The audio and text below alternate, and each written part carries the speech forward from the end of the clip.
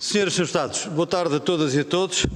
Vamos dar início à nossa terceira reunião do dia de hoje, depois das duas que tivemos de manhã, e esta nossa reunião ordinária consiste na audição do Dr. João Nuno Mendes, ex-secretário de Estado das Finanças do 22º Governo Constitucional e ex-secretário de Estado do Tesouro do 23º Governo Constitucional da República Portuguesa, e realiza-se a requerimento do Grupo Parlamentar do PSD no âmbito da tutela política da EFASEC, que temos vindo aqui a tratar nas últimas semanas. Antes de mais, eu queria dar as boas-vindas ao Dr. João Nuno Mendes, dizer que é um gosto recebê-lo nesta casa que é de todos nós, que é a sua também, é um regresso e, portanto, está naturalmente em casa e é sempre bom vê-lo e bom recebê-lo. Naturalmente que os contributos que nos vai trazer são obviamente importantes para o trabalho que pretendemos realizar, para os grupos parlamentares, para as senhoras e para os senhores deputados e também para os portugueses, porque naturalmente é por eles e para eles que aqui estamos e, portanto, todos os contributos, todos os esclarecimentos, todas as respostas, todas as perguntas são sempre bem-vindas e, portanto, agradecer-lhe o facto de ser disponibilizado, porque não era obrigado a isso, mas o facto de ser disponibilizado para prestar estes esclarecimentos, o que é de bom tom e de louvar. Senhoras e senhores deputados, Dr. João Nuno Mendes, a nossa grelha de tempos prevê 6 minutos para o Grupo Parlamentar do Chega, 7 minutos para o Grupo Parlamentar do PSD, 6 minutos para o Grupo Parlamentar do PS, 5 minutos para o Grupo Parlamentar da Iniciativa Liberal, 5 minutos para o Grupo Parlamentar do Livre, 4 minutos para o Grupo Parlamentar do PCP, 3 minutos para o Grupo Parlamentar do CDS-PP, 2 minutos para o Grupo Parlamentar da JPP. Isto na primeira ronda. Na primeira ronda, quem vai iniciar a intervenção é o Grupo Parlamentar do PSD e que, por ser o partido requerente, inicia e também tem mais 1 minuto para a sua intervenção, pelo que do 7 da grelha parlamentar passa a 8. Nesta primeira ronda, o Sr. Dr. João Nuno Mendes responde imediatamente a seguir à intervenção do Grupo Parlamentar, dispondo exatamente do mesmo tempo, e na segunda ronda, se houver inscrições para esse efeito, cada grupo parlamentar pode inscrever até 3 senhoras ou senhores deputados para usar da palavra, e usarão da palavra até 2 minutos cada um. E nesse seguimento, o Sr. Dr. João Nuno Mendes terá o mesmo tempo para responder às senhoras e aos senhores deputados, mas aqui não no final da intervenção, mas no final de todas as intervenções, tendo o tempo que for usado cumulativamente. Dito isto, tentei ser o mais claro possível, julgo que é perceptível minimamente. Vamos então iniciar a nossa ronda pelos grupos parlamentares e iniciou o grupo parlamentar do PSD, como disse, tem para o efeito, como disse também, 8 minutos e, pelo que sei, é o Sr. Deputado Ricardo Carlos que irá fazer a intervenção. Sr. Deputado, faz favor, 8 minutos. Sr. Doutor, o tempo conta ali naquele painel, talvez para o ajudar, se for útil, é ali que conta o tempo mesmo de frente para nós. Sr. Deputado, faz favor. Muito obrigado, Sr. Presidente. Antes de mais, agradecer a presença do Dr. João Nuno Mendes. Muito obrigado por estar aqui connosco a requerimento do PSD. E para dar aqui um contexto inicial, o Dr. João Nuno Mendes foi Secretário de Estado das Finanças do 12º Governo Constitucional, tendo tomado posse em junho de 2020, tendo a nacionalização da EFASEC decorrido em julho desse mesmo ano, através da aquisição de 71,73%. Foi também Secretário de Estado do Tesouro do Governo seguinte, com competências delegadas e que têm especial influência neste tema e delegadas em junho de 2022. Exatamente. E terminou as funções quando houve a sessão formal do Governo em abril de 2024. Perante isto, o Dr. João Nuno Mendes esteve no Ministério das Finanças com tutela e competências relevantes para esta questão da EFASEC que nos traz aqui, desde junho de 2020 a abril de 2024, e com nota específica, gostava de dar essa nota, no período de 2022, em que esteve especificamente no Tesouro. E neste caso, tendo em conta aquilo que é o ponto de vista mais relevante para nós, para esta audição, esta questão do Tesouro, e começando já por realçar aquilo que foi o despacho de delegação de competências que atribuiu a Sua Excelência, entre outras matérias, áreas ligadas ao setor empresarial do Estado, ao exercício da função de acionista do Estado, isto é, orientações, decisões sobre participadas, como por exemplo a par pública. O Dr. João Nuno Mendes já era Secretário de Estado das Finanças quando ocorre a nacionalização, como eu dizia há pouco, e a partir daqui está envolvido, pelo menos nesta área em particular, que tem tutela, no que diz respeito à tutela política desta ação em particular. No momento do fecho da venda, o Dr. João Nuno Mendes afirmou publicamente que o Estado ficaria com 75% dos dividendos e 2/3 de uma mais-valia futura, num mecanismo de partilha de proveitos, e enquadrou esta operação em termos de alternativa de falência, algo que até hoje não veio a ser comprovado. Portanto, acompanhou desde o arranque a nacionalização, tendo estado no Tesouro com competências delegadas sobre a função acionista, nomeadamente tendo responsabilidade em instruções, em despachos, em orientações e validações na esfera da acionista, e no momento da decisão, no momento do fecho, tendo também estado envolvido. Portanto, tendo conhecimento geral de todo o processo. Perante isto, o Tribunal de Contas considerou que a decisão de nacionalização foi feita sem fundamentação técnica e independente do interesse público e que não foram validadas as alegações da administração. Concluiu também que não foi acompanhada a previsão do impacto nas finanças públicas, lesando assim naturalmente o direito dos contribuintes à transparência. Portanto, questiono-lhe, em primeiro lugar, se não houve fundamentação, impacto ex ante, e se a tutela financeira, o Tesouro, a par pública, o Banco Português de Fomento, tomou estas decisões de centenas de milhões de euros sem um business case público, auditável, plausível e real. O Tribunal de Contas concluiu que nenhum dos objetivos da nacionalização foi alcançado, pois não se evitou a deterioração financeira comercial, não se estabilizou o valor e não se salvaguardou o emprego como era pretendido. Estamos a falar de uma reprivatização, neste caso, que até maio de 2024 o valor já ia em 484 milhões de euros de financiamento público, 445 da par pública, 35 do Banco Português de Fomento e 4 milhões em avaliações e assessorias, e há o risco de subir a 564 milhões por responsabilidades contingentes de 80 milhões. O modelo de financiamento antes da venda, aquilo que foi o risco público, pelo menos aparente, para manter a empresa viva, e neste caso estes milhões já aqui evidenciados e indicados. O Banco de Portugal considerou ilegais aquelas que foram as garantias públicas da Norgarante, do Banco Português de Fomento à EFASEC, no total de 99 milhões de euros, e questiono-lhe se considera, se tem também a mesma interpretação e o porquê desta decisão e se contribuiu para esta decisão na altura. As garantias foram aprovadas no final de julho de 2020 e depois novamente em dezembro de 2021, e neste caso o que é que fez a tutela financeira quando o supervisor qualifica como ilegal, parece-nos bastante relevante neste caso em particular.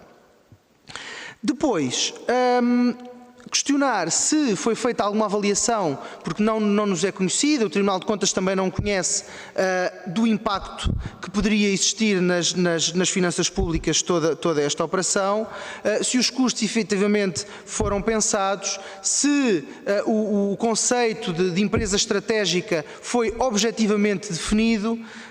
Isto são tudo coisas que nos parecem bastante relevantes neste ponto de vista.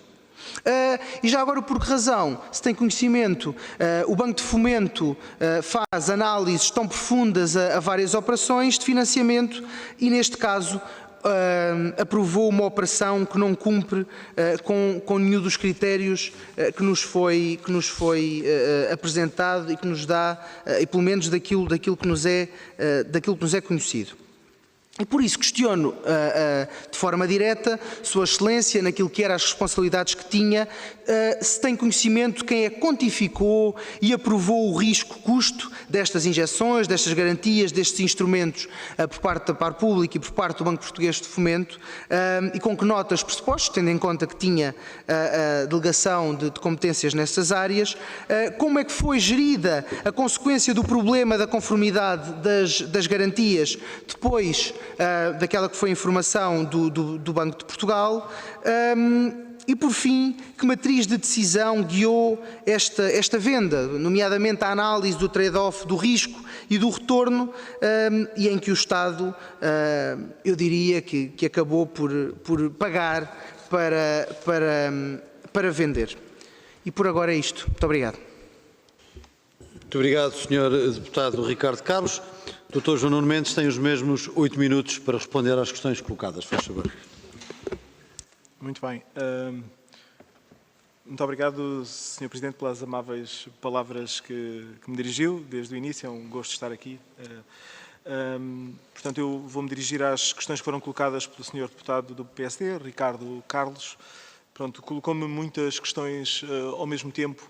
É preciso tomar em consideração que a nacionalização da EFASEC é feita num momento extremo vivido pela economia portuguesa. Portanto, há aqui um conjunto de matérias de contexto que temos que tomar em consideração. Eu poderei aprofundar sobre esta matéria. Relativamente ao processo de privatização último, e a análise também é feita pelo Tribunal de Contas, que considera que, de facto, existe risco nesta operação na medida em que aquilo que era exigível ao investidor privado era que elevasse significativamente o nível de atividade da empresa, porque a empresa tinha um nível de atividade desde o tempo em que ela entrou no quadro do Estado com a nacionalização, um nível de atividade abaixo do que era necessário para fazer face aos seus custos, mas há aqui um espaço temporal entre, digamos que, o relatório do Tribunal de Contas e o momento em que estamos hoje. E, portanto, há aqui uma pergunta que é: qual é a recuperação que a empresa fez? De certa forma, porque a capacidade do Estado ressarcir o valor que investiu também depende dessa recuperação. A cascata, não é, que é a segunda parte do preço que o Estado ainda não recebeu, vai depender da recuperação.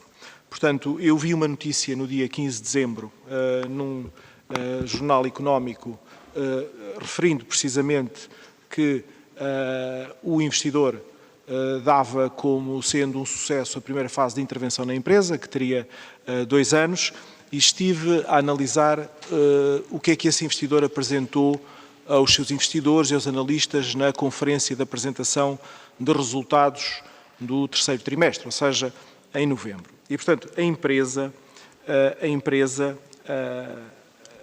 tem previsto, a empresa estancou as perdas operacionais em 2024, eu não tenho informação de 2025, certamente que o Estado terá, a Par Pública terá, o Banco de Fomento terá, mas aquilo que a empresa está a anunciar aos analistas e aos investidores, e portanto é muito sério quando se anuncia estes valores, porque é a melhor perspectiva, não quer dizer que se vá concretizar exatamente, mas portanto a EFASEC está previsto que em 2026 tenha 350 milhões de euros de vendas e tenha um EBITDA de 42 milhões. E está previsto que em 2027 tenha 450 milhões de vendas e mais de 60 milhões de EBITDA. Portanto, se nós olharmos para esta apresentação, a Mutar já tinha o ano passado, a finais de 24, dito aos seus investidores que tinham estancado, digamos que as perdas operacionais, isto permite-nos ter uma expectativa positiva relativamente àquilo que vai ser o montante que o Estado poderá receber a partir da cascata. O Estado não vai receber apenas esse valor, o Estado também vai receber o valor do financiamento do Banco de Fomento, que é um valor de 35 milhões e que, se tomarmos em consideração que tem uma taxa de juro, julgo, de 6% e o capitalizar durante 5 anos, ficará com um valor que anda entre os 45 e os 50 milhões. Portanto, este é um aspecto importante de sublinhar, porque, de certa forma, a nacionalização, e tal como referiu nas datas, eu estava no Governo há 15 dias quando foi a nacionalização, o Luanda Leaks acontece em janeiro, o Governo tem contactos liderados pelo Ministério da Economia, com a colaboração também do Ministério das Finanças desde fevereiro. Amanhã vai cá estar o Ministro, o ex-Ministro Dr. Pedro Cisa Vieira, portanto poderá dar mais informação sobre isso, mas o objetivo era que a empresa viesse a recuperar. É verdade que demorou mais tempo e, naturalmente, o Estado teve que expor um conjunto de fundos públicos à transação significativos, mas, de facto, a informação que nós temos é que a empresa está a recuperar. Posso lhe dizer, por exemplo, que, em termos de encomendas, a empresa está a atingir 430 milhões de euros em 2025, segundo percebi daquilo que é apresentado. Não sei se era o valor estimado até da totalidade do ano, ou era só o valor até ao terceiro trimestre de 2025. Posso lhe dizer também que, em termos de backlog, ou seja, a carteira de encomendas, já vai em 700 milhões. Qual foi a empresa que o Estado encontrou? Porque a empresa que entrou no Estado, ela entra, eu estive a revisitar a documentação, acho que o Tribunal de Contas faz um trabalho de inventariação e de análise do processo bastante profundo. Portanto, a empresa, quando chega ao Estado, a empresa comunicou a 30 de junho, segundo o que está no relatório do Tribunal de Contas, de que já não tinha dinheiro para salários. Portanto, a empresa teve um impacto absolutamente brutal do Luanda Leaks e da pandemia. O Luanda Leaks é um escândalo internacional de corrupção, branqueamento de capitais, de proporções internacionais, que afeta um conjunto variadíssimo de jurisdições, e a jurisdição portuguesa é uma das principais afetadas. Foi assim que o problema chega ao Ministério da Economia.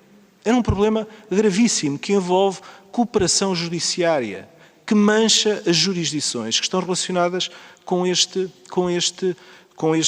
natureza de investimento. E, portanto, é o próprio Tribunal de Contas que diz que a empresa perdeu os meios todos financeiros.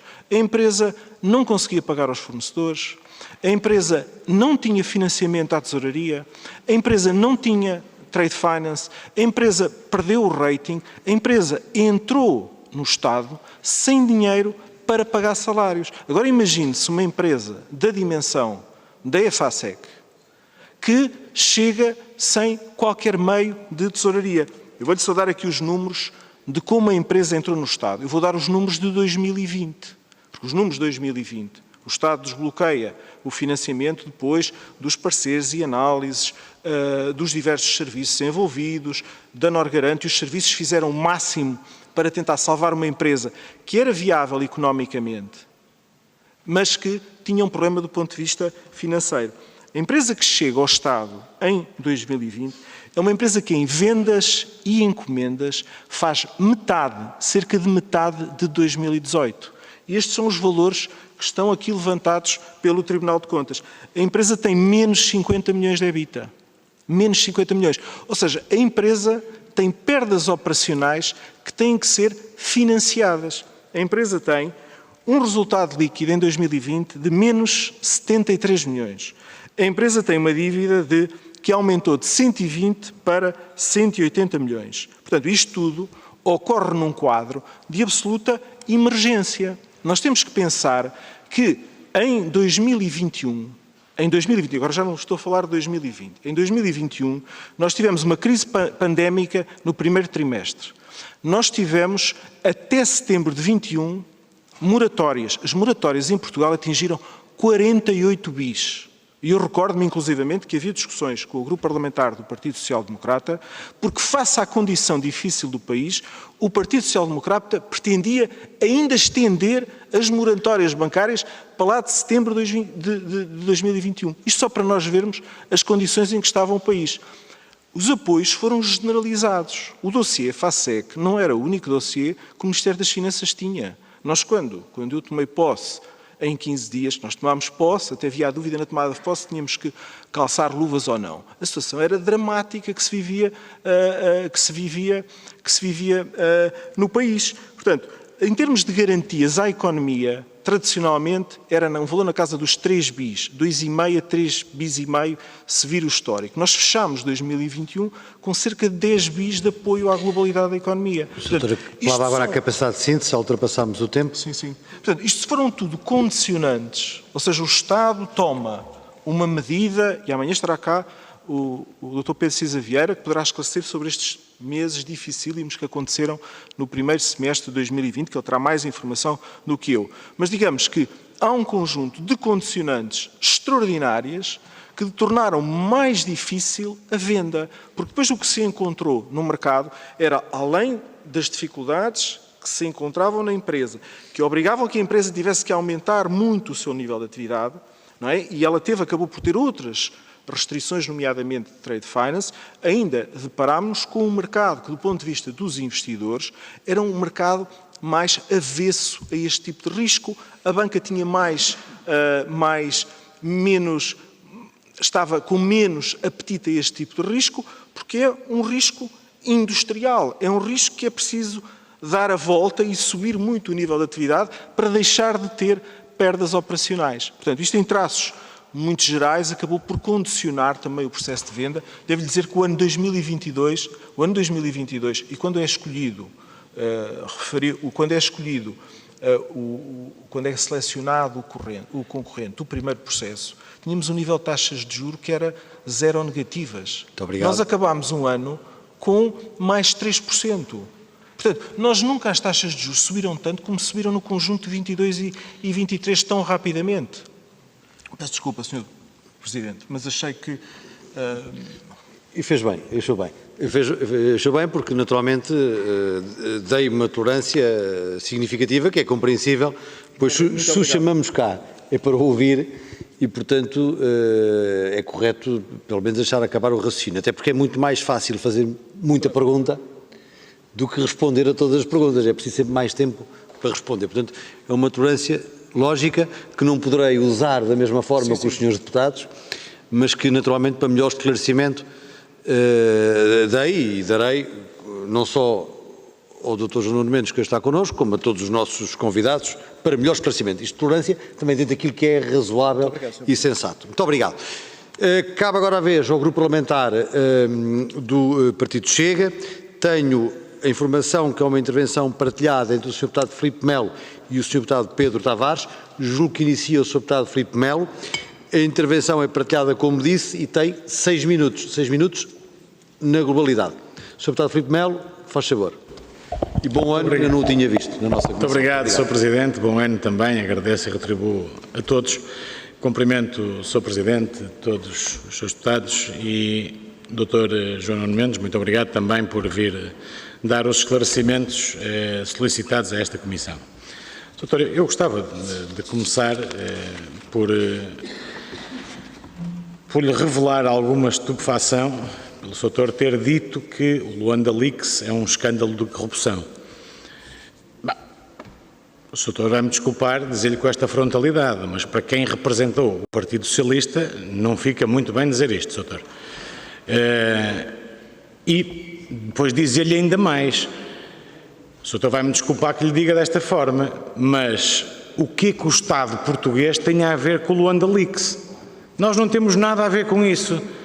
O que nós temos a ver é que o Sr. disse, na data em que estavam a negociar a privatização da FASEC, que é um investimento do Estado que não é um depósito a prazo, tem risco. Pois é, Sr. mas isto é o mal dos governos socialistas, é que brincam com o risco do dinheiro dos portugueses e não brincam com o vosso. é com o dos portugueses. E estamos a falar de 200 milhões de euros. 200 milhões de euros, à proporção de 10 milhões de euros por mês, que o Sr. disse na altura, injetar na empresa. Não é injetar, é enterrar.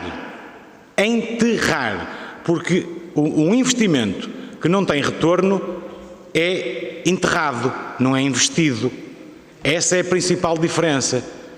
Portanto, o Sr. não me leva a mal dizer-lhe desta forma, mas a nós compete-nos, a nós que estamos deste lado, compete-nos a salvaguarda do interesse comum, do interesse dos portugueses, e não a salvaguarda de uma doutora qualquer dos Santos, ou do Luanda Leaks, ou de Angola, ou venha lá quem vier daquele lado ou desse continente.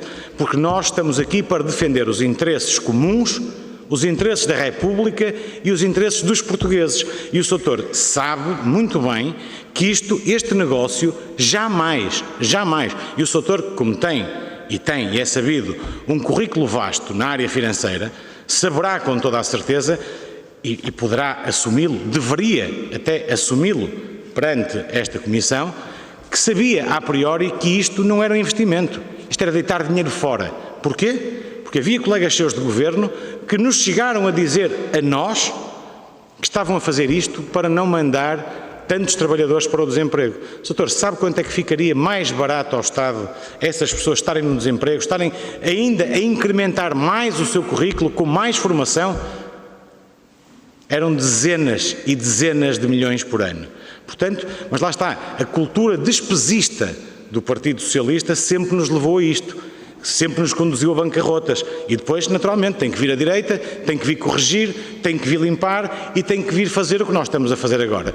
O papel de maus da fita, mas lá está, eu prefiro fazer o papel de mau da fita para a defesa do interesse nacional do que prejudicar ostensivamente o interesse nacional. Muito obrigado. Com a permissão do Sr. Presidente, passarei a palavra. Muito obrigado, Sr. Deputado. Sr. Deputado Pedro Tavares, faz favor. Obrigado, Sr. Presidente. Cumprimentar todos os presentes e o Dr. João Nunes Mendes, agradecer, antes de mais, estar aqui para nos esclarecer da melhor maneira. Dentro do tempo que temos, eu também pensava que ia ter um pouco mais.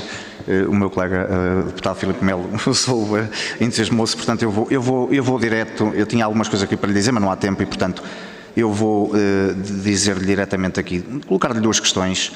Enquanto, acima de tudo, dizer-lhe porque teve intervenção direta, portanto, e continuada, enquanto Secretário de Estado das Finanças do 12º Governo e como coordenador político da solução financeira, como porta-voz do Governo na justificação pública das opções tomadas e como responsável da tutela financeira sobre a par pública, o Banco de Fomento e os instrumentos de garantia, neste caso a Norgarante. Portanto, eu vou-lhe colocar então aqui duas questões.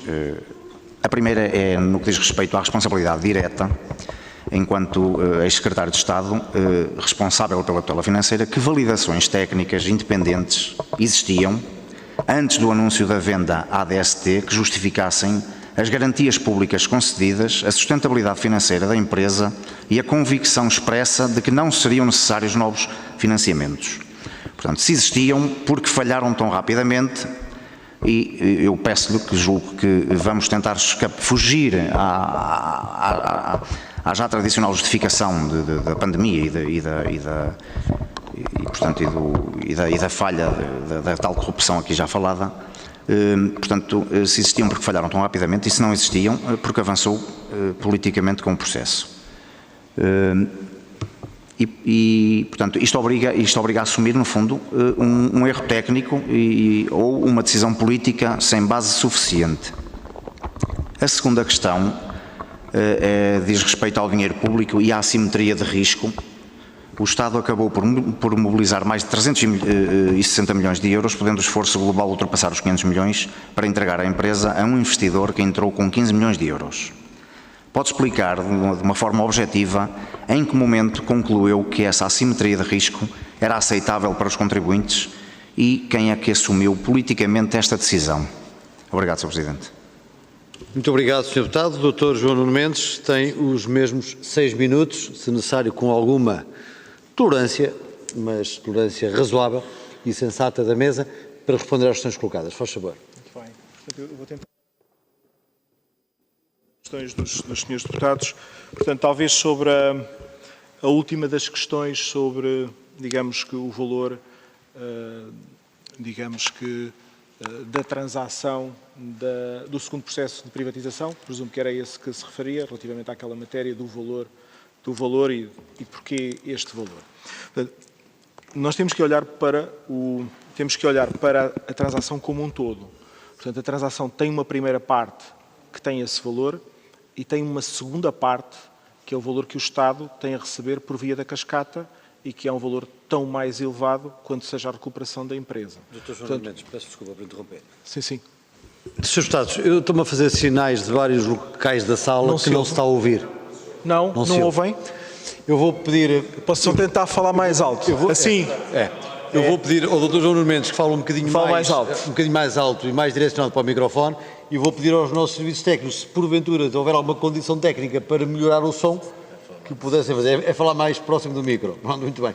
Dr. João Mendes, portanto, eu peço-lhe o favor de falar mais próximo do micro, porque em boa parte da sala não se está a ouvir. Está perfeito. Obrigado. Portanto, isto tem a ver com esta questão do equilíbrio da transação. Portanto, tem que se tomar em consideração que há duas partes no preço. A primeira parte, que tem a ver com os 15 milhões, que referiu, e uma segunda parte, que poderá atingir várias centenas de milhões, que tem a ver com o valor que resulta da cascata. Repare que o Tribunal de Contas, inclusivamente, tem um ponto, digamos que um parágrafo do seu relatório, em que refere precisamente qual era esse montante no caso base. Eu apenas referi que esse montante é necessário acrescer um valor de cerca de 50 milhões do Banco de Fomento, que é já considerando a capitalização da taxa de juros, porque o Banco de Fomento terá prioridade relativamente ao Estado e ao investidor nessa repartição final. Portanto, para dizer que não basta olhar para a primeira parte do preço, é preciso olhar para a segunda parte do preço.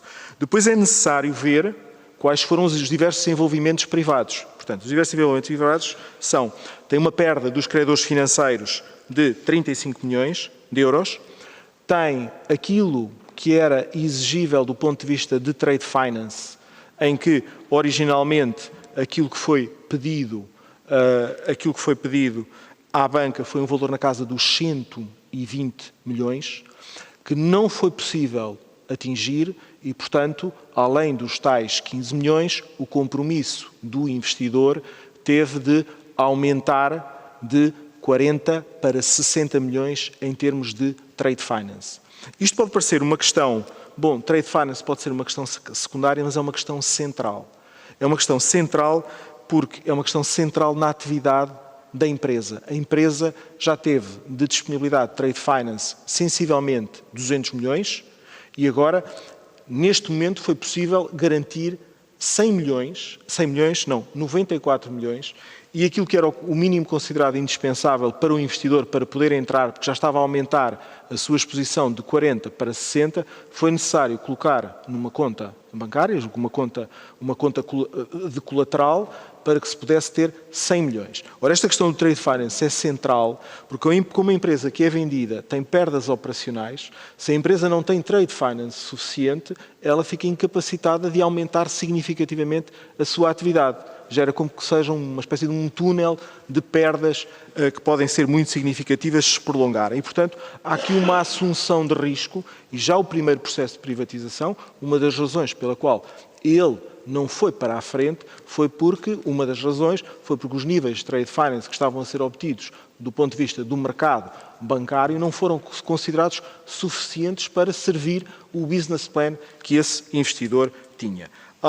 Portanto, se nós somarmos os valores que eu estive a dizer, os 35, os 94, os 60 e os 15 milhões que o comprador aportou em dinheiro, mas aportou mais em termos da sua responsabilidade de trade finance, isto faz sensivelmente 200 milhões. Nós não podemos esquecer que todos os acionistas anteriores tiveram um capital social anulado. Era um valor que estava nas contas por sensivelmente 309 milhões de euros. Portanto, do ponto de vista do processo, a própria Comissão Europeia veio dizer que este processo foi um processo totalmente transparente. Foi um processo transparente, foi um processo incondicional.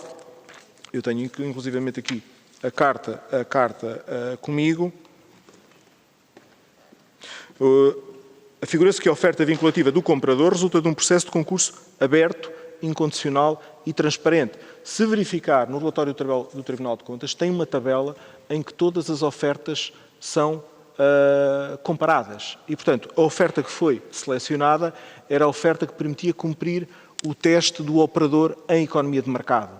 Portanto, teria que ser, o Estado teria que tomar, para que não fosse considerada uma ajuda de Estado, a decisão que um operador de mercado tomaria, daí que fosse dada tanta importância à taxa interna de rentabilidade da operação, que é precisamente um indicador que caracteriza cada uma das ofertas. Além de que esta oferta foi a única que foi considerada compatível com este sistema de ajudas de Estado de auxílio europeu e era aquela que não tinha condicionantes significativas. Se vir as outras propostas, elas tinham condicionantes do tipo o empréstimo que era exigível para o Banco de Fomento não era considerado aceitável pelo Banco de Fomento, um outro investidor não punha qualquer aporte de fundos e acho que um terceiro caso, inclusive, previa uma reestruturação societária com cisões, isso já não se compatibilizava, digamos, com o contexto jurídico do concurso. Relativamente às outras questões sobre... Pronto, eu não gostaria muito de estar, nomeadamente as questões do Filipe Melo, não gostaria muito de extravasar as questões para fora da EFASEC, mas, portanto, recentrando, procurando pôr a minha resposta nos temas que coloca relativamente a esta questão. Portanto, quem processou o Estado português em sede de Supremo Tribunal Administrativo foi a antiga investidora e acionista. Existe neste momento um processo contra o Estado português, um processo contra a nacionalização, precisamente, da Winterfell, cuja maior acionista referiu. Aliás, eu acho que era importante, no quadro da Comissão, nós disponibilizámos ao Tribunal de Contas aquilo que foi a própria exposição que o Estado fez para defender a República Portuguesa, porque quando nós olhamos para isto, interrogamos de como é que o Estado, que salva a empresa a benefício dos portugueses, ainda por cima, tem que ser, é demandada no Supremo Tribunal Administrativo. Portanto, nesse documento, nessa exposição que o Estado fez para proteger os interesses da República, no fundo, há uma compilação das razões que levam à nacionalização e todo o trabalho que foi feito, liderado pelo Ministério da Economia, nesse período entre fevereiro, sensivelmente, e fevereiro e julho, que é quando acontece a nacionalização. Portanto, sobre a questão da nacionalização e dos seus efeitos, o entendimento na altura é de que não haveria, e o Ministério da Economia do PCV poderá dar mais esclarecimentos sobre isso, mas é depois de esgotadas todas as alternativas anteriores que se toma esta via. Devo dizer que dos 200 milhões de euros que o Estado colocou até à segunda fase de privatização, sem considerar aquele montante, o Estado recebeu de volta, o Estado recebeu de volta sensivelmente 100 milhões de euros de impostos e contribuições para a segurança social. E devo dizer que uma das consequências que teve o processo de nacionalização foi desbloquear o pagamento a múltiplos fornecedores que não recebiam. Houve um dos sindicatos que foi ouvido aqui na Assembleia da República que chamou a atenção para que a EFASEC tem uma capacidade de ter ali um efeito de grande repercussão sobre pequenos fornecedores que estão muito concentrados na região norte. E o que é que nos diz a estatística? Em 4 anos, de 18 a 22, a EFASEC teve 2.800 fornecedores e cerca de 40% das compras foram dirigidas ao Distrito do Porto. Portanto, o Ministério da Economia receava muito termos um efeito de dominó que a empresa geraria sobre todos os fornecedores numa altura em que a economia decrescia 18%. Peço desculpa, Sr. Presidente. Muito obrigado, Dr. João Nuno Mendes. Cabe agora a vez ao Grupo Parlamentar do Partido Socialista, o Sr. Deputado Carlos Pereira, que também cumprimento e desejo bom ano, uma vez que ainda não estiver. Muito obrigado, Sr. Presidente. Também cumprimento o Sr. Presidente e a mesa e já agora todos os deputados e votos de um bom ano de 2026 para todos. Sr. Dr. João Nuno Mendes, é muito difícil fazer este tipo de audições, já temos feito muitas, quando os partidos que as pediram não estão interessados em compreender aquilo que se passou. Eu estava a observar o Dr. João Nuno Mendes a tentar explicar perguntas que foram feitas pelos deputados do Chega e não vi nenhum interesse nos senhores deputados em ouvir. Aliás, se fosse possível, eu até perguntaria o que é que disse o Sr. Dr. João Nuno Mendes sobre as explicações que deu. Nenhum de vós, com certeza, se lembra do que é que disse, nem eu vi, com certeza, davam a mandar mensagens. Portanto, eu desinteresse total sobre o tema em si da EFASEC. E, portanto, estas audições têm sido baseadas, a maior parte delas, eu diria, a opção das audições num relatório do Tribunal de Contas, que nós naturalmente respeitamos, mas temos que o enquadrar. Eu, aliás, disse isso mesmo ao responsável pelo relatório quando esteve aqui na Assembleia, que esse relatório é feito em 2024, em meados de 2024. E o processo de nacionalização mais reprivatização, porque essa é a medida pública, é as duas componentes, não apenas uma análise sobre a nacionalização e a reprivatização, são as duas que estavam previstas nesse processo, estava aliás na proposta do Governo a si mesmo. Dizia eu que o Tribunal de Contas fez foi uma avaliação de quase 6 meses, ou menos de 6 meses, da política pública, porque a privatização só se fez em 2023, era para fazer em 2020, mas não falhou, digamos assim, não cumpria os requisitos que o Governo queria, foi concretizada em 2023 e, portanto, é um tempo bastante escasso para poder avaliar aquilo que eram os objetivos do Governo. E quando o Tribunal de Contas diz, e é replicado por todos os deputados que aqui estão, que têm estado nesta audição, de que a privatização falhou, por exemplo, na proteção dos postos de trabalho, enfim, nós olhamos para a EFASEC, ela tem 2.000 postos de trabalho, tinha 2.500, salvar 2.000 postos de trabalho não me parece que seja propriamente um falhanço, falhou no que diz respeito à deteriorização da empresa, a deterioração financeira da empresa. O Sr. João Nuno Mendes acabou de referir uma notícia recente de 15 de dezembro sobre aquilo que diz o responsável pela empresa sobre o sucesso que ele considera que está a ter com a empresa e, portanto, veremos o que é que teremos em 2025, os dados que temos são de 2024, mas os de 2024 já são dados bastante melhores do que eram em 2023, o que é de facto, o que são de facto boas notícias, o que às vezes me faz pensar que os deputados não estão minimamente interessados sobre o interesse do país, sobre o interesse de facto este projeto ser um bom projeto para o país, manter os postos de trabalho, manter uma empresa com inteligência e inovação no país, apoiar o norte de Portugal com este tipo de empresa, mas enfim, mas querem que corra mal, que isto não corra bem e que de alguma maneira não caia bem ao país, de alguma maneira para poder acusar o Partido Socialista de ter feito mal. Mas a verdade é que hoje o que vemos é que na sequência da nacionalização e depois da reprivatização, nós estamos perante, os dados que temos é que estamos perante uma empresa que está a crescer do ponto de vista das encomendas, está a melhorar o seu EBITDA, está a melhorar a sua faturação e, portanto, a expectativa é que, tendo em conta a forma como o negócio foi feito, e o Dr. João Nuno Mendes já explicou que o país pode receber, o Estado pode receber, pela lógica de cascata que está incluída no contrato, pode receber, aliás o Dr. António Costa e Silva, quando esteve cá, fez uma simulação, se a EFASEC for vendida por 400 milhões, podemos eventualmente receber 350 milhões de euros, estamos a falar de facto de um valor significativo, ou seja, no fim do dia, tudo isto que têm vindo a dizer os senhores deputados de que prejudicou o país, o Estado colocou dinheiro sem nenhuma com leviandade, digamos assim, tudo isso é falso, porque na verdade ainda é muito cedo para poder fazer essa avaliação. Eu diria que no dia em que a Mutares vender a EFASEC, veremos de facto qual é a situação, se os postos de trabalho foram ou não salvaguardados, se a empresa está ou não a ter um efeito positivo no país e em particular no Norte, se a empresa está ou não solidamente financeira, do ponto de vista financeiro, se a empresa contribui para o desenvolvimento do país ou não e, portanto, e se a empresa tem ou não um impacto positivo nas contas públicas. Aliás, uma das perguntas sobre o impacto das contas públicas merece ser lembrada, que o INE veio dizer que o impacto das contas públicas é de 160 milhões de euros e não de 400 milhões de euros, como os senhores têm vindo a dizer. E, portanto, há aqui, de facto, um conjunto de questões que, a serem colocadas nesta altura, tornam-se extemporâneas, porque, na verdade, é preciso esperar que esta política pública cumpra os seus objetivos e tenha o seu tempo para cumprir os seus objetivos para poder fazer esta análise. E, portanto, eu diria que, nesta fase, é preciso, em primeiro lugar, perceber se havia outra alternativa àquela que foi tomada em 2020, ou seja, a nacionalização, se era possível o país manter, por um lado, os postos de trabalho, manter a empresa, manter aquele centro de inteligência em Portugal, sem nacionalizar. Essa parece-me a pergunta de $1 milhão.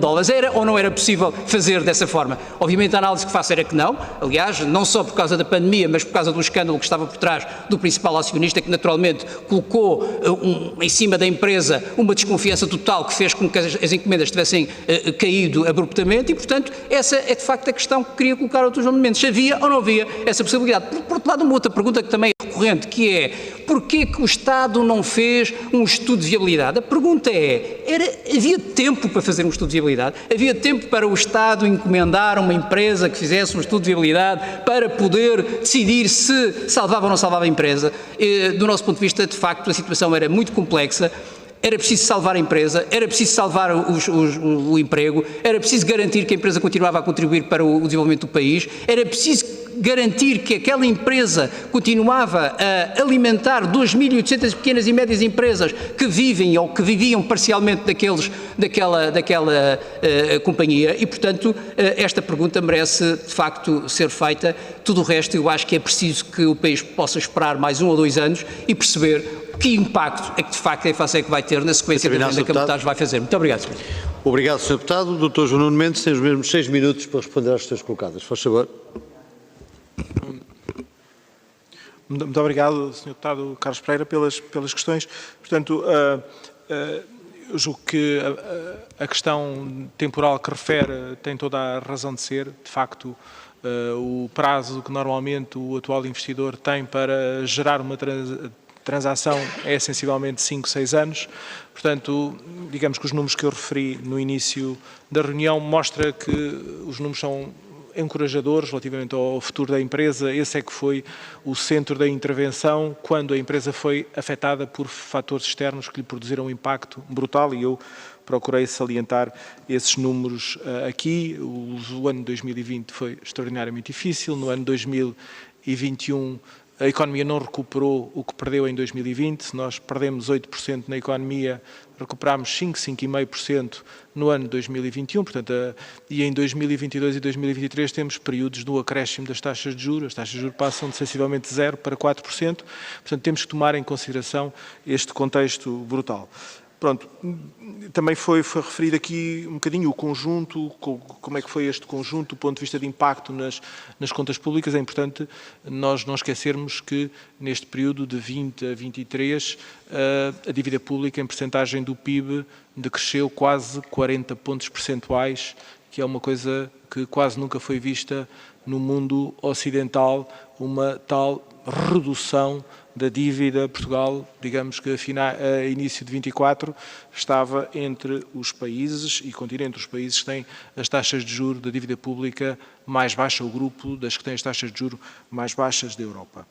Se o Sr. Deputado me permitisse, eu respondia a uma questão que eu julgo que foi suscitada quer pelo Sr. Deputado do Chega, quer pelo Sr. Deputado do PSD, relativamente à questão das garantias e à questão da ilegalidade e da Norgarante.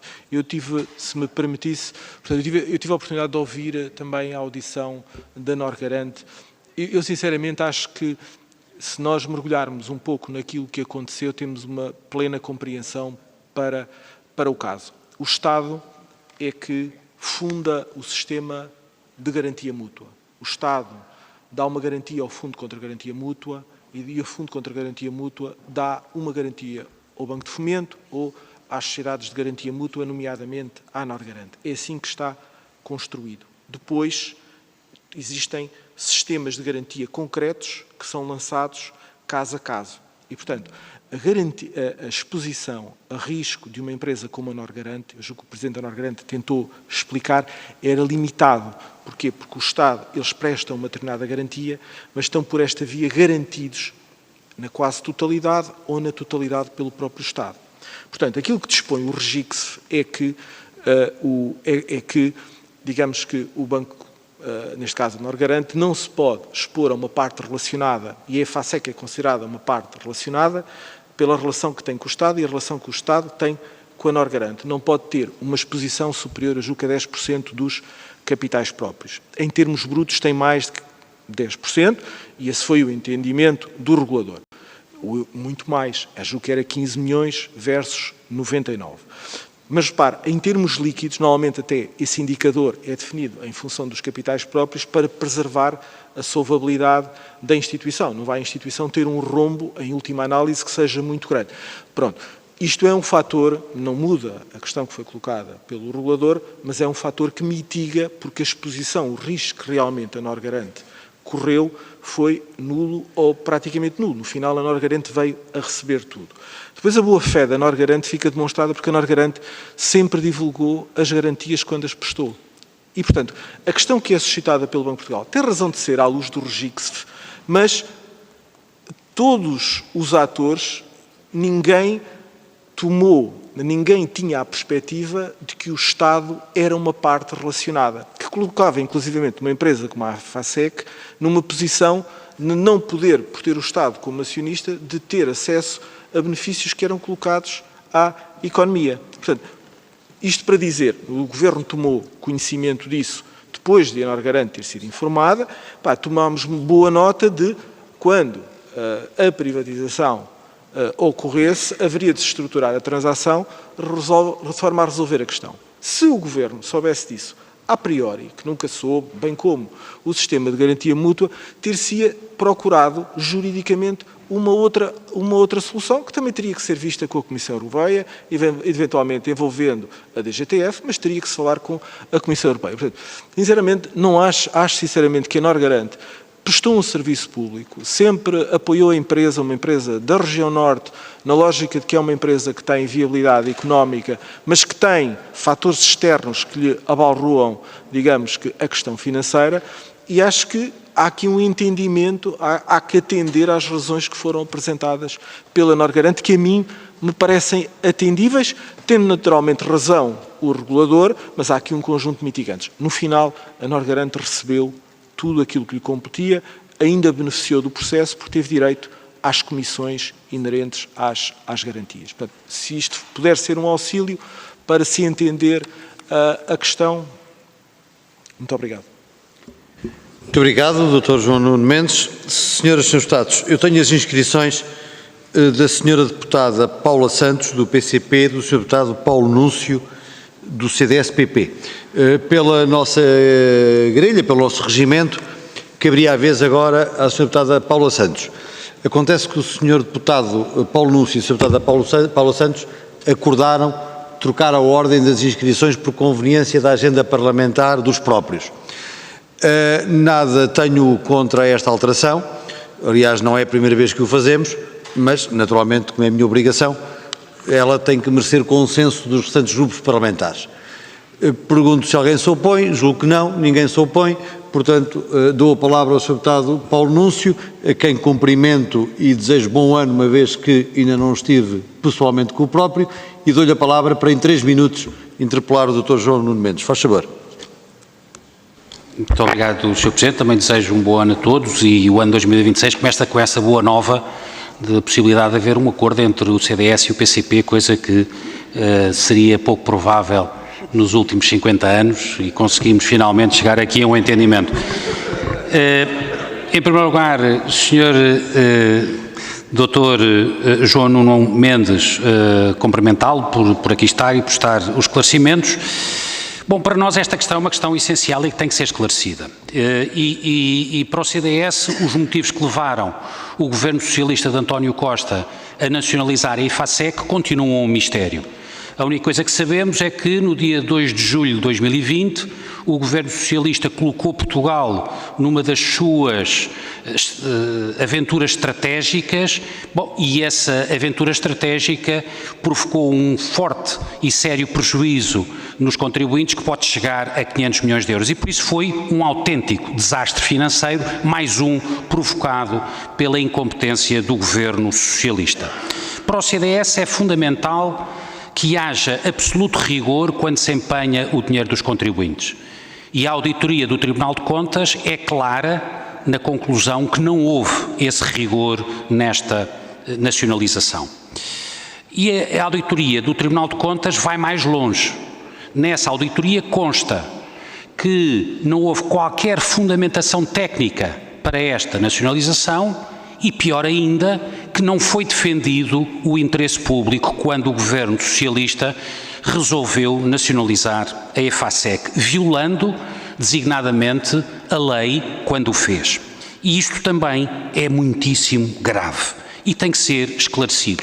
Mas pior ainda, o Tribunal de Contas, não somos nós, o Tribunal de Contas já foi ouvido, o Tribunal de Contas declarou também na sua auditoria que os objetivos da nacionalização não foram minimamente cumpridos.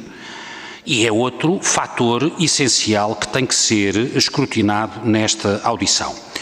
O Dr. João Nuno Mendes tutelava a par pública e era o secretário de Estado do Tesouro quando a decisão foi tomada e, por isso, essa decisão do Tesouro, enfim, estava no Governo, nas Finanças, muito bem, agradeço a clarificação, mas esta decisão, por isso mesmo, também o corresponsabiliza. Há pouco referiu que só estava no Governo há 15 dias. Bom, mas a decisão tem que o corresponsabilizar e era importante que assumisse a responsabilidade por essa decisão. E eu deixava-lhe algumas perguntas no tempo que ainda me resta. Primeira pergunta.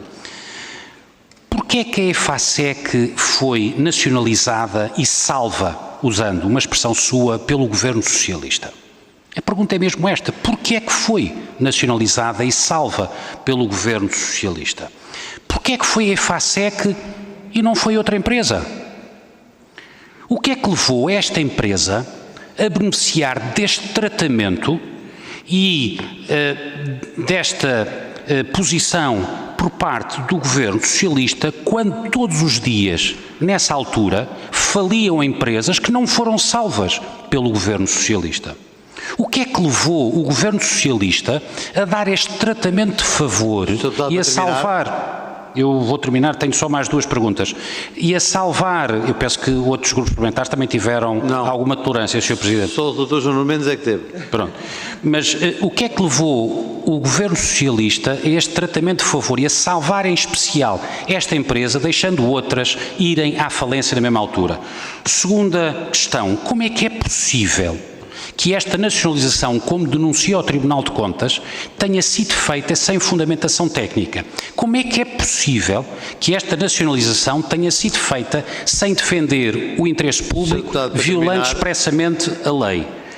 E, finalmente, Sr. Presidente, se me permitir, uma última pergunta. O ex-Ministro das Finanças, Mário Centeno, quando prestou declarações nesta comissão, disse que não teve nada a ver com esta decisão. O Sr. Secretário de Estado acabou por dizer... Estou a terminar. Acabou de dizer que tinha entrado há 15 dias e por isso não pode ser responsabilizado. Pergunto, a decisão de nacionalizar também é da responsabilidade do Primeiro-Ministro Passos Coelho? Muito obrigado.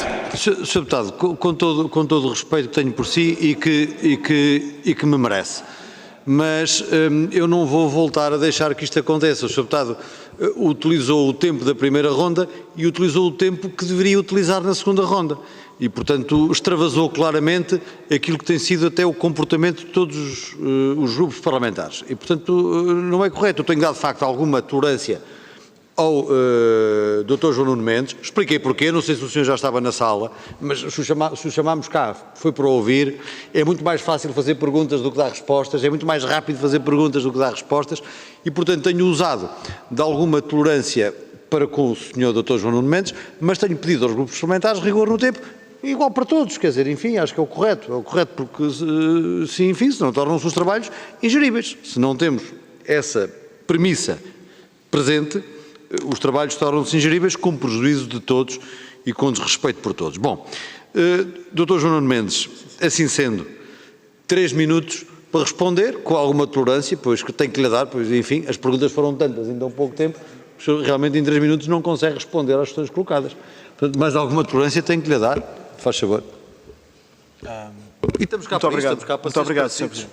Bem, sobre a questão das responsabilidades, eu nunca na minha vida fugi a responsabilidades. Na minha vida nunca fujo as responsabilidades e assumo sempre com competência e de frente dos problemas e ajudo a resolver as questões. Foi assim que entrei no Governo a 15 de junho de 2020, no meio da pandemia. Sobre a nacionalização, o Estado de Estado das Finanças é um Estado de Estado das Finanças, o Ministro das Finanças é um Ministro das Finanças, um Conselho de Ministros é um Conselho de Ministros, a decisão foi tomada pelo Governo. Aquilo que lhe posso dizer é que houve sempre uma cultura de trabalho em equipa entre o Ministério das Finanças, o Ministério da Economia, todas as decisões-chave de processos, passar de uma fase para outra, para autorizar dinheiro ao EFASEC, tudo foi levado a Conselho de Ministros. A Par Pública foi incumbida de fazer a privatização, teve um desempenho em que se procurou ceder a cada momento. Houve pessoas da Par Pública que se disponibilizaram para ser administradores, nomeadamente o seu Presidente, administradores da EFASEC, procurando tirar o melhor resultado para o Estado. Eu procurei, na minha intervenção, explicar como estava a EFASEC quando entrou no grupo, os anos difíceis que vivemos, de 20, 21 e 22. Nem tudo eram previsíveis e foram anos brutais. Foram anos brutais. Brutais, mas houve um governo que esteve em funções e que resolveu e que entregou e que reduziu extraordinariamente, quase 40 pontos percentuais, a dívida pública. Eu acho que, relativamente ao Sr. Deputado e às questões que coloca, deveria valorizar sempre a percepção que existiu no governo, desde o início, de que a empresa deveria regressar ao setor privado. E a solução que foi encontrada é uma solução que respeita ao quê? Respeita ao operador numa economia de mercado. E isso deveria ser uma regra que, atendendo, digamos que a área ideológica do seu partido, deveria ser valorizada. Lógica de... Porquê? Por uma razão muito simples. Porque esta empresa é uma empresa de grande dimensão, uma empresa que sofreu com o Luanda Leaks, está no tribunal... Ouça, o Luanda Leaks teve um impacto brutal. O Luanda Leaks é um escândalo de corrupção que afeta uma jurisdição. Mais uma vez, vou-lhe dizer, é uma área que tem que afetar o Estado. O Estado afeta-o quando uma determinada jurisdição é conotado com um determinado tipo de investidores. E este investidor tinha uma extraordinária exposição no tecido económico nacional. E é mau para a empresa perder clientes, perder fornecedores, perder financiamento, porque os bancos disseram: nós não continuamos com esta acionista. Em cima disto, acontece a pandemia. Apenas remeti para o Dr. Pedro Cisa Vieira, que vai cá estar amanhã, porque ele acompanhou o processo desde o início. E eu sublinhei que este é um caso que vem desde janeiro, que é quando acontece o Luanda Leaks. E os números do Tribunal de Contas revelam que o impacto foi brutal e que esta empresa compra a muitos fornecedores. Estiveram aqui os sindicatos. Os sindicatos disseram grande número de fornecedores do Grande Porto e do resto do país que dependem da empresa. E nós tínhamos um receio, porque uma das estratégias que houve para efeitos de conseguir resolver os problemas do país naquela altura foi manter a capacidade produtiva do país. Nós tivemos 48 mil milhões de garantias de moratórias. Tivemos das moratórias bancárias mais longas da Europa, de que beneficiaram todas as empresas que aderiram.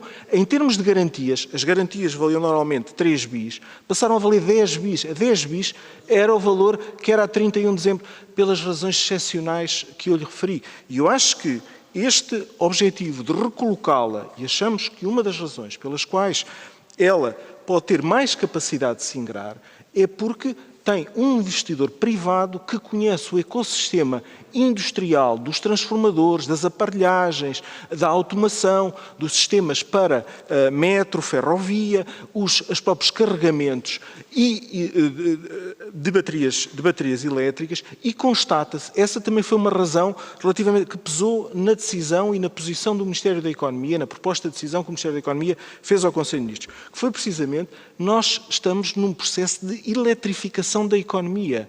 Estão a crescer as oportunidades neste setor. Quanto é que o Estado paga para atrair investimento direto estrangeiro? O Estado arrecadou 100 milhões em impostos e contribuições na Segurança Social, até ao momento em que a privatizou. Isto para dizer que também há elementos, sendo naturalmente criticável a operação, e respeito essa posição, e respeito que se aguarde pelo desfecho, mas também há que considerar este contexto e este objetivo de tornar a empresa um operador de mercado, não colocá-la no setor empresarial do Estado. Muito obrigado, Dr. João Nuno Mendes. acabou por ser mais eficiente na gestão do tempo nas respostas do que o Sr. Deputado Paulo Núncio nas perguntas. Então não, então peço desculpa. Gastou um bocadinho mais de segundos nas respostas. Claro, por isso é que eu dei a tolerância, foi para responder. Não, mas o Sr. Dr. João Nuno Mendes goza de uma tolerância para poder responder às perguntas que lhe são feitas. Senão, exatamente, ainda bem que eu faço, senão não conseguiria. Sra. Deputada Paula Santos, cumprimento e desejo também um bom ano, ainda não estive consigo. 4 minutos, e pedia-lhe que fosse rigorosa na gestão do tempo e lembrava que ainda temos uma segunda ronda se a quiser usar. Faz favor. Muito obrigada, Sr. Presidente. Cumprimento também o Dr. João Nuno Mendes. Desejo também um bom ano e que não haja confusões, porque o acordo foi somente para a organização dos trabalhos, porque há muito que nos distancia no plano político entre nós e o CDS. Eu queria começar por fazer a seguinte referência, até porque o Dr. João Nuno Mendes já aqui hoje referiu que a decisão de avançar para a nacionalização da EFASEC ocorreu num contexto extremo para a empresa. Aliás, e o PCP teve a oportunidade, inclusivamente, de sublinhar a 2 de julho de 2020, decisões judiciais e guerrilhas entre os acionistas privados da EFASEC obrigaram o Governo a proceder à nacionalização da maioria do seu capital social. O problema está depois com a opção e a intenção por parte do Governo, aliás, e que fica logo claro no decreto-lei em que é feito esse processo de controle público e em que o Governo assume que a questão é, de facto, esse foi o primeiro dia para se iniciar o processo de privatização e não foi uma opção para salvar a empresa em defesa do interesse nacional e do desenvolvimento do nosso país. Foi claramente uma opção, mas sim para salvar os acionistas privados, os interesses da banca, procedendo à socialização dos prejuízos e preparando a EFASEC para um novo processo de privatização que acabou por ser entregue a um fundo alemão. E a questão que nós aqui queremos colocar é porque, de facto, todo este processo não obedeceu efetivamente a uma estratégia na defesa do interesse nacional, mas sim para a venda da empresa. E, portanto, a primeira questão que eu gostaria de lhe colocar é se a continuidade da EFASEC como empresa nacional, integrada no setor empresarial do Estado, se foi sempre uma opção descartada por parte do Governo do Partido Socialista e se nunca foi equacionada essa mesma possibilidade. Parece que há aqui esta discussão acaba por estar muitas das vezes inquinada como se como se fosse proibido o Estado ter empresas e empresas que são estratégicas para o nosso desenvolvimento. Aliás, outros países têm empresas que são públicas e que são estratégicas e que contribuem para esse mesmo desenvolvimento. A verdade é que no meio de todo este processo, a EFASEC, o seu património, informações, vantagens comerciais foram amplamente divulgadas a grupos económicos concorrentes, o que também prejudicou a própria empresa. Melhor teria sido, de facto, o esforço do Governo, em vez de ser para privatizar, mas sim garantir as condições de produção e valorização dos seus trabalhadores. Aliás, o próprio Tribunal de Contas veio a confirmar que o que se passou na EFASEC foi exatamente isto, o financiamento público de prejuízos privados e a entrega com prejuízo para o Estado de uma empresa estratégica e lucrativa a um fundo de investimento alemão que não tardou, aliás, a promover um despedimento coletivo e também mais de uma centena de despedimentos por mútuo acordo. Aliás,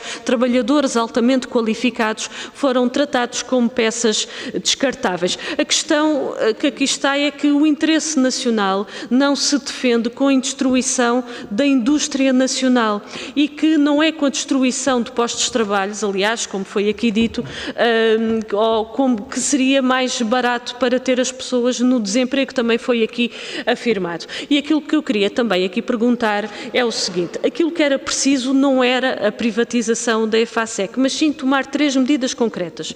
Promover a definição de um plano estratégico envolvendo as organizações representativas dos trabalhadores, que assegurasse a viabilidade rentabilidade da empresa, à continuidade da expansão da operação, à aposta no desenvolvimento e inovação científica e tecnológica, à salvaguarda dos postos de trabalho e dos direitos dos trabalhadores, dotar a EFASEC dos meios financeiros necessários à viabilidade da empresa e ao investimento necessário ao desenvolvimento da produção e designar também, naturalmente, uma administração para que garantisse uma gestão competente em conjunto com os trabalhadores e conduzisse a empresa no sentido da defesa dos interesses do país. E a pergunta que eu queria colocar a partir destes três pressupostos é é a mesma pergunta.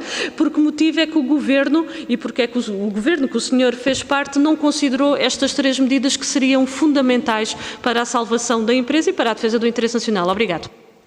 Muito obrigado, Sra. Deputada.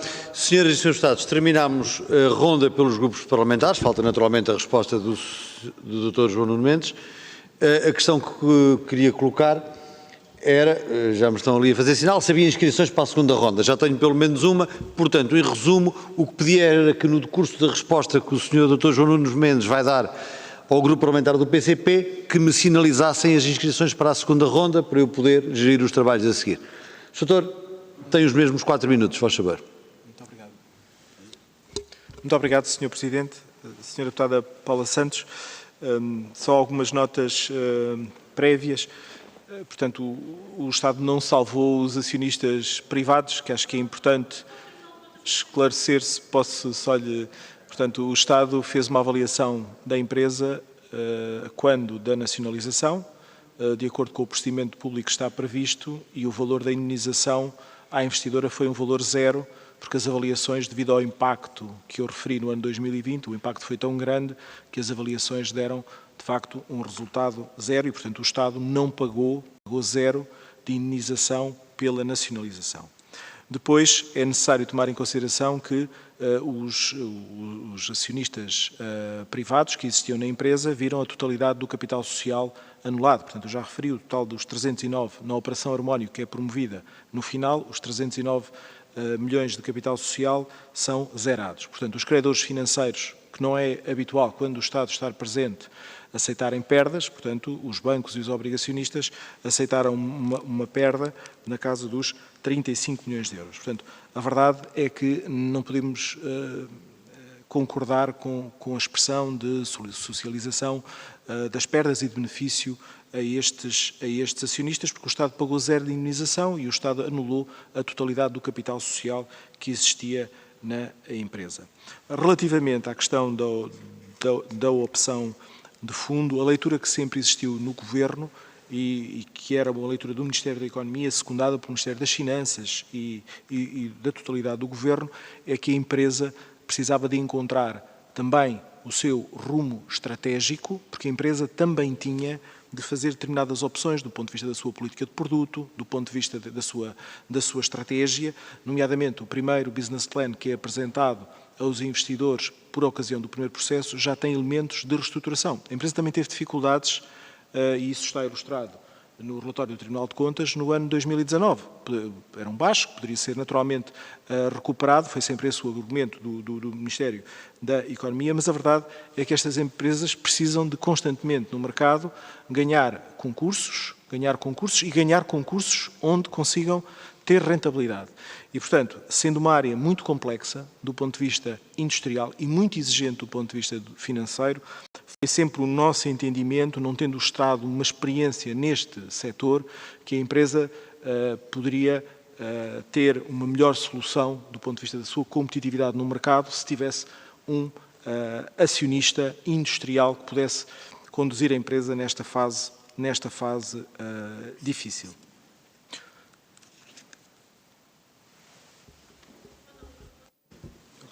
Muito obrigado, Dr. João Nuno Mendes. Terminamos assim a primeira ronda. Eu tenho as inscrições para a segunda ronda dos Srs. Deputados Filipe Melo, Grupo Parlamentar do Chega, e do Sr. Deputado Ricardo Carlos, do Grupo Parlamentar do PSD. Não tenho mais nenhuma. E assim sendo,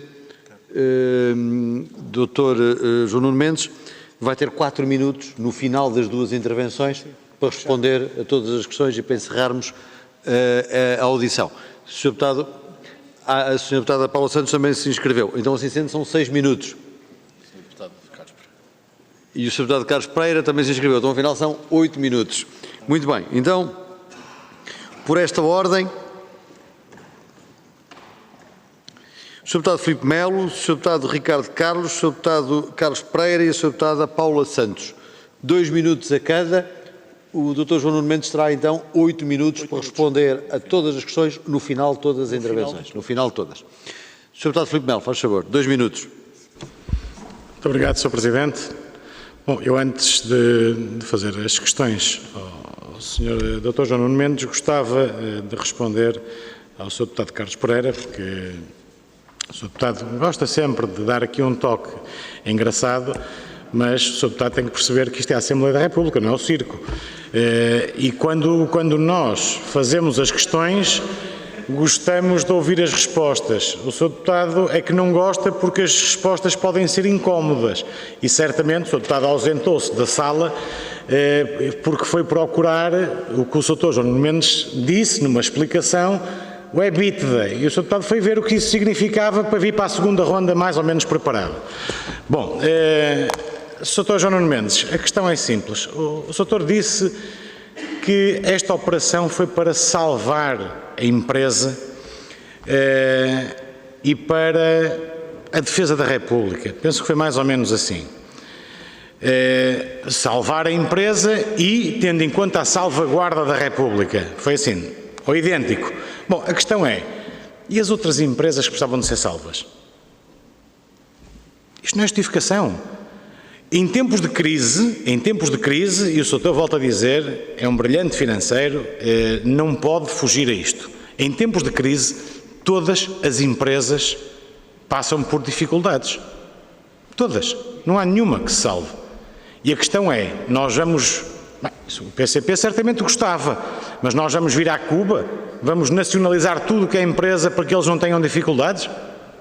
Sr. isto temos que ser claros e objetivos.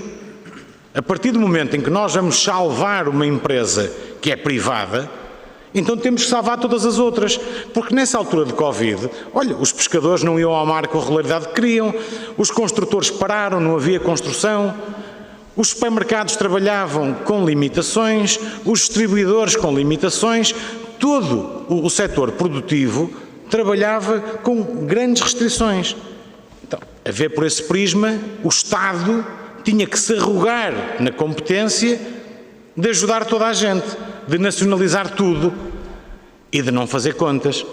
Porque o Sr. vai-me desculpar, mas 200 milhões para ajudar a salvar uma empresa, e o Sr. ainda diz, bom, mas nós tivemos o retorno de 100 milhões em impostos, contribuições para a Segurança Social, certo? E os restantes 100? E os outros 159 milhões? Porque, repare, isto é um negócio tão ruinoso que o Estado ainda tem que pagar 159 milhões para vender. Não é receber, vai pagar para vender. Para terminar. Bom, e para terminar mesmo, e depois o Sr. ainda disse que era a forma de pagar a fornecedores e tudo mais. Vou concluir com esta pergunta. Então e a banca? 29 milhões de dívida à Banca Nacional. É a Mutares que vai pagar, é que isto envolve o sistema financeiro nacional. Muito obrigado. Muito obrigado, Sr. Deputado. Sr. Deputado Ricardo Carlos, faz favor, 2 minutos. Muito obrigado, Sr. Presidente. Eu começo só por dar nota, porque achei que não ficou muito bem na intervenção do Sr. Deputado Carlos Pereira, ao considerar que os restantes deputados não querem o melhor para o país. Eventualmente nós poderemos ter maneiras diferentes de acharmos qual é o melhor para o país, mas acho que considerar isso relativamente a outros colegas, acho que não lhe fica bem. Relativamente à nacionalização, o PSD não é contra a nacionalização. A nacionalização não é um problema para o PSD. O que é um problema para o PSD, de uma forma clara, foi o prazo, foi a forma como aconteceu e foi o tempo e a forma como foi renacionalizada. E que isso fique muito claro, e aqueles que foram os custos acrescidos nesse período. E assim questiono-lhe, e um bocadinho no seguimento até daquilo que foi agora dito, se não havia outra empresa estratégica que precisasse da ajuda do Estado nesse período que contextualizou como muito complicado, e se não houve uma outra empresa que tenha solicitado de alguma forma ajuda e que essa ajuda não tenha sido dada. Eu questionei e o Sr. Doutor respondeu relativamente à questão ter sido considerado por parte do Banco de Portugal o apoio ilegal por ser superior aos 14,6 milhões e sim 99 milhões e eu, ao ouvir a sua resposta, fiquei um bocadinho intrigado e preocupado no sentido de perceber se considera que, em casos excepcionais, faz sentido não cumprir a lei. E por isso pedia-lhe que clarificasse. Se não disse, agradeço que clarifique e assim será mais...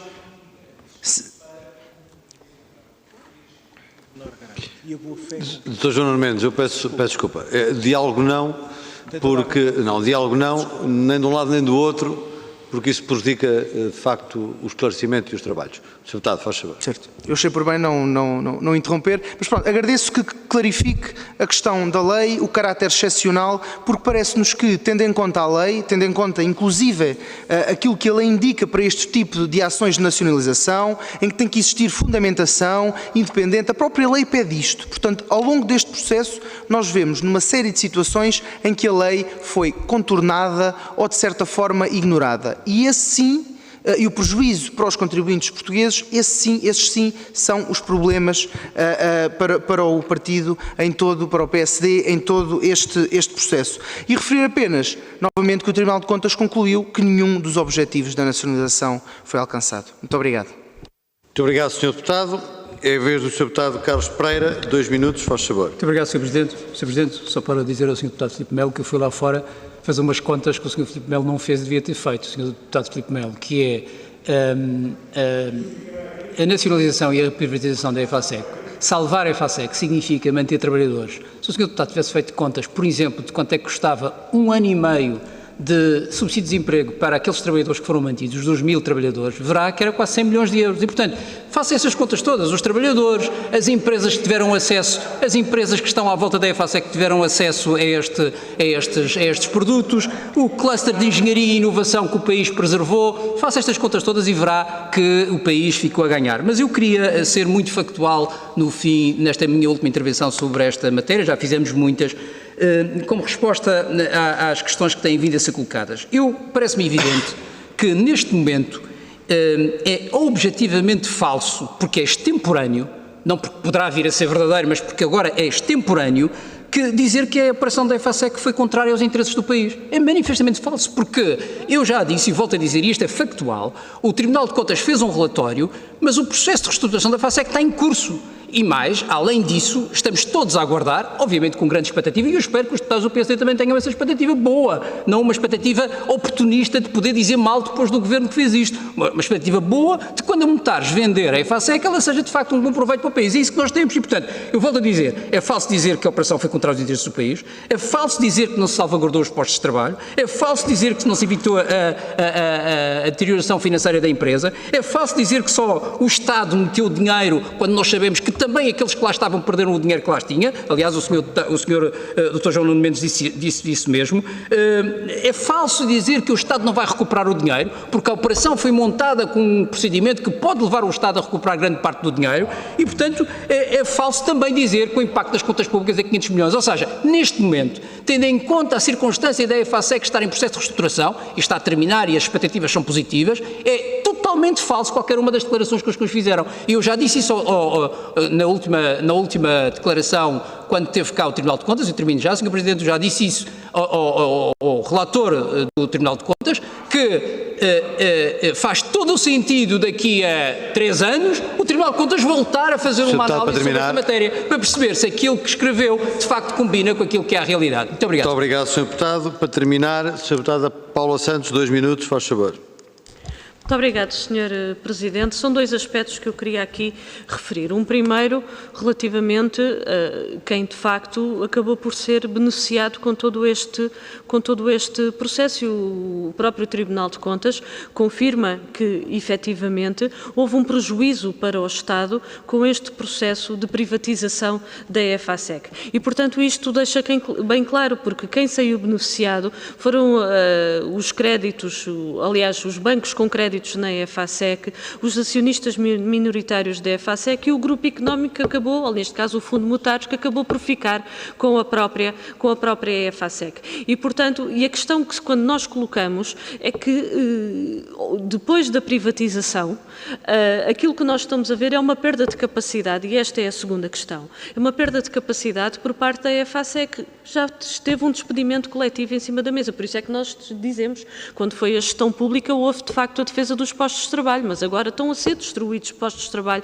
com a privatização. Está-se a perder capacidade de trabalhadores qualificados que saíram da EFASEC e o próprio know-how. A EFASEC já tem essa experiência, esse conhecimento, essa investigação e esse know-how, e que podia muito bem estar a ser, ter sido colocado ao serviço do desenvolvimento do nosso país e do interesse nacional, mas a opção por parte do Partido Socialista foi preparar todo um processo, podemos dizer, para o entregar a um fundo alemão que está a levar, e podemos ter aqui outros processos, novamente um processo semelhante a outros que já conhecemos no nosso país, como foi o caso da Sorefam, que depois de privatizada a empresa foi destruída. E eu creio que nada disso contribui nem para o interesse nacional, nem para o desenvolvimento do nosso país. Mas foi esta a opção que o Governo, na altura, o Governo do Partido Socialista tomou com as decisões que tomou relativamente à EFASEC. Muito obrigado, Sra. Deputada. Sr. Deputado Filipe Melo, pede uma palavra para que efeito? Para uma interpelação à mesa, Sr. Presidente, e mesmo interpelação ao Sr. Presidente. Mas pela condução dos trabalhos? Pela condução dos trabalhos. Muito bem. Tem a palavra. Muito obrigado, Sr. Presidente. Sr. Presidente, eu gostava que a mesa diligenciasse todos os esforços necessários, porque isto já se arrasta desde a legislatura passada. O Sr. Deputado Carlos Pereira disse que o documento que explicava como é que o Estado iria ser ressarcido do investimento, e eu relembro que vários foram os grupos parlamentares que pediram ao antigo Ministro António Costa e Silva o documento que comprova o documento de venda. Esse documento nunca chegou ao Parlamento. Portanto, para bem das audições futuras sobre esta temática da venda da EFASEC, eu peço ao Sr. Presidente que diligencie os esforços necessários para que esta Comissão e este Parlamento tenha finalmente acesso a esse documento. Muito obrigado. Muito obrigado, Sr. Deputado Filipe Melo. Os serviços da Comissão assim irão proceder. Eu próprio também irei ter atenção a essa questão e, portanto, toda a documentação que foi solicitada, podemos reforçar esse mesmo pedido. Dr. João Nuno Mendes, 8 minutos para responder às questões colocadas, se necessário for, como já sabe, com alguma tolerância. Faz favor. Muito bem, Sr. Presidente. Muito obrigado às questões dos Srs. Deputados. Talvez começasse aqui talvez pelo fim. Bem, relativamente aos documentos sobre o processo, só sublinhar que o relatório do Tribunal de Contas foi feito com base num conjunto, num acervo muito grande de documentos que foram apresentados pelo Ministério das Finanças, pelo Ministério da Economia, pela Par Pública e, portanto, certamente, e está claro no relatório que o Tribunal de Contas tinha o contrato e tinha todos os documentos de base do contrato e, portanto, essa informação é uma informação que foi dada ao Tribunal de Contas. Relativamente às questões da Sra. Deputada Paula Santos, eu acho que a sua conclusão, eu não resisto a dizer-lhe isso, eu vi uma parte das intervenções das comissões de trabalhadores e vi que as pessoas estavam a ver que a empresa tinha mais encomendas, a empresa está a trabalhar em força e achei que a generalidade dos trabalhadores que se apresentaram tinham uma visão positiva relativamente ao desenvolvimento futuro da empresa. Portanto, eu acho que é uma visão um bocadinho contrastante com a fórmula e com a conclusão que tira de todo este processo, que foi para salvar em primeira linha os trabalhadores, uma atividade industrial, o cluster onde desenvolvem a sua atividade, e eu vi as comissões de trabalhadores e não registrei, sinceramente, aquilo que foi a sua conclusão. Achei que são trabalhadores comprometidos com o futuro da empresa, que estão preocupados se a empresa vai ter atividade, que estavam satisfeitos que a empresa esteja com muitas encomendas, que sentem que naturalmente estão a ser feitas reestruturações, porque também é preciso haver a adaptação àquilo que o mercado exige.